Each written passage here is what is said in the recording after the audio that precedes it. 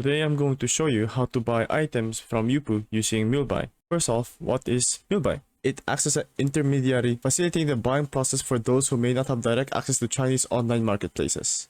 Now with that out of the way, let's go to a Yupoo shop and select an item we would like to get. To get started, let's head over to Yupoo and find a product we would want to get.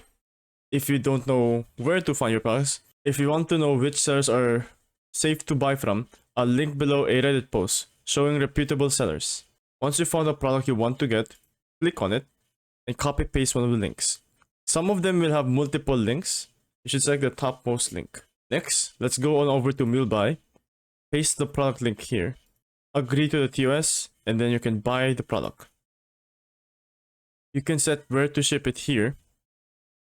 You'll have to agree to another TOS here. And then once you proceed to checkout, it will ask for your credit card information or any other alternative payment options.